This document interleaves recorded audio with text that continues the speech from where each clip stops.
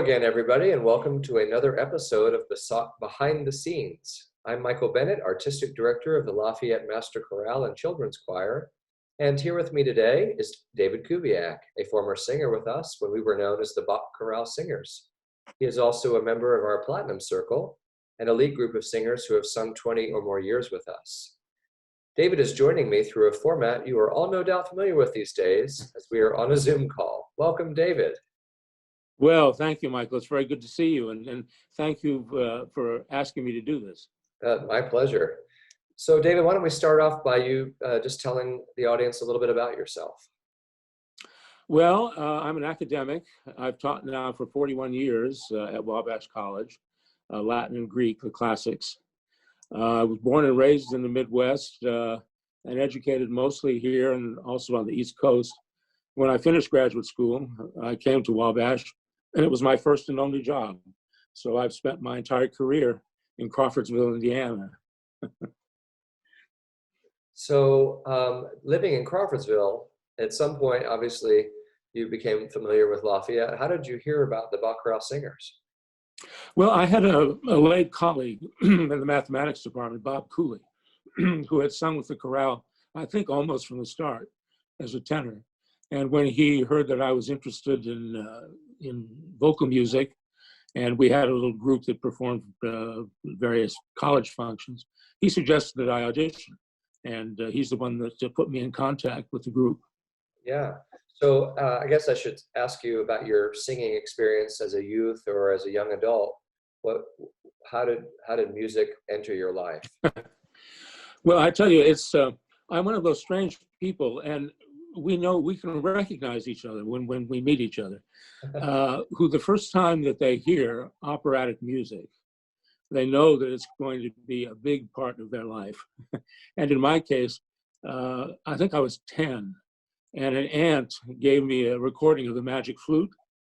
And within 2 weeks, I was singing the Queen of the Night's aria with all of the high Fs. So the opera has been a great passion of mine ever since I was a kid. And we were living in Glenview, Illinois, so it was easy to get into Chicago. Yeah. So I was lucky to hear all of the great post-war singers, Tebaldi, Corelli, and Di Stefano, the rest of them. Sometimes people, when I tell them that, they'll say, "How old are you?" But I started young. Yeah, that's wonderful. So you moved to Wabash, and a colleague, let you know about the chorale. You auditioned. So who was the director, and how many directors did you sing with in your tenure, just up until a few years ago? I was thinking back about that, and it was Jerry Yonkman who was in charge when I auditioned, and I think I sang 3 years with him before Bill Gray came, who of course was with us for I think 15 years. So this was and you joined as assistant conductor along the way. And after Bill's retirement, I was very, very pleased when I heard that you had been persuaded to take over the directorship, and was really looking forward to singing. But it turned out that the spirit was willing and the vocal cords not so willing. And I thought it was probably better to leave before I embarrassed the section. Oh, that's all very understandable. So that was about 1990 then. You must have come Yes, I think it must have been around 1990. So quite a long time. And you had the opportunity to perform as a soloist with the chorale on a number of occasions. Was that immediate, or did you? I know you had some lessons with the great James King in Bloomington, professor there. How did the soloist opportunity come to be? Well, it was very strange. I've been so lucky in my career in many ways. I had studied in a kind of desultory way in my 20s, but seriously, not really until my 30s. And then, of course, you have to think about tenure, and my mind was on other things for a long time. And it wasn't until after that, really, that I started studying intensively with a couple of people at Bloomington. And when Bill first heard me, I guess there was something in my sound that he liked. And he was very, very kind, considering how crude my musicianship was, shall we say. And he nursed me along in many, many solo opportunities. Looking back on them, really just quite remarkable and almost unbelievable when I think about the range of things that I was able to sing. Yeah, absolutely. I remember when I first moved here, hearing you sing, it was very inspirational. Are there any particular performances, whether as a soloist or as a chorister, or memories that stand out for you all those years you sang? Yes, yes. There's so many. When I thought about that question, it would be hard to pick out Yeah. a lot. So I thought maybe I would just mention two. And the first one involves, the opportunity of being a soloist.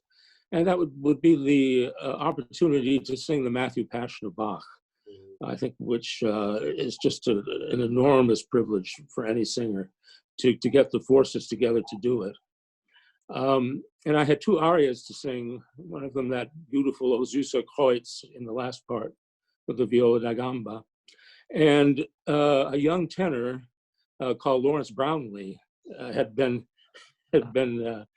hired to do the tenor part, and he stood right next to me in the row, and he opened his mouth, and I thought, well, I think this person may have a career. And indeed, of course, he went on to be the most prominent Rossini tenor of his generation. So that was really quite remarkable. And then, I have a particular memory of that performance too. All of the soloists, except for me, didn't sing in the choruses. But the last chorus, everyone stood up, all of the soloists, and sang together. And it's just such extraordinary music. I'll always remember that. And then another one that I would mention that is perhaps my fondest memory of all, because it had to do with music that I didn't know at all. And as we know, Bill Gray was a great Baroque and Handel expert. And he proposed that we would do Solomon, the oratorio, with the Early Music Society of Bloomington. And I didn't know the first note of that piece, not even the famous orchestral excerpt of the Queen of Sheba's entrance. So I thought Solomon, yeah. So as he began to teach us this score, I couldn't believe what a great work this was. And the fact that it was a complete discovery to me. And it had such extraordinary music. And still, from time to time, I'll recall music, spread thy voice around you. These wonderful, wonderful choruses. It was really a most satisfying experience. I remember I moved to town right after that performance, and the chorale was on a high from those three, the Lafayette, the Indianapolis, and the Bloomington performances. That's right. We had 3 times to do it. It was wonderful. So, as it was mentioned earlier, you did retire from the chorale about 2 seasons ago, and that's a loss for us, obviously, in so many Well, ways. you're very kind. I know I've seen you in the audience. What performances have you been able to attend? Is there anything that stands out to you? Well, I don't want to seem to be engaging in unseemly flattery of my host, Oh, but I have to say that I think I've been to a couple of things like the Christmas programs, but you did the Messiah in the fall. Last year, has it been now? that was our last performance. It was in December, yeah. Yes. Well, I have to tell you, as I did that night, that it was just an extraordinary performance. And I think it highlighted one of the things that marked my time with the chorale, particularly with Baroque music, and that was concern for the proper style. Mm. It was so stylistically on the mark. And the orchestra that you put together was so perfect for the music. And the chorus had been trained within an inch of their lives. I'd never heard such beautiful diction. And the rhythms were absolutely precise. And, I particularly enjoyed that performance because I'm to the point now where when it comes to Christmas time, and if you happen to turn on the radio in the car, and they put on a performance of Messiah, some of them I can't listen to more than 3 bars when it comes out sounding like Brahms. So it was really a bang-up performance, and congratulations to you and the group. Thank you. You'll make with our discussion, everybody just long for the days of in-person live music again, because that's a moment that's been stuck in everybody's ears since the end of calendar 19. So it's a good memory to have, and thank you for reminding everybody about it. So my final question, David, is you've experienced this organization as a singer and a soloist, and now as a patron and supporter. What value does the chorale and children, bring to this community, which is generally a small community, on a national scale? Yes, and that's one of the remarkable things too, that in a place so small that there are such important musical opportunities, with the symphony and the chorale. And I think particularly vocal music. It has always seemed to me the purest expression of music, because the instrument that you play is your own body in collaboration with the great composers. And I think that's the reason that, in my experience, vocal music produces the greatest response in an audience, is because there's something about people who are actually presenting themselves to you with who they are. And it's quite a remarkable thing. And the other thing that I think people got to the point where they were taking for granted a little bit is how good the group is. I've spent a lot of time in Chicago, in New York, and in Boston.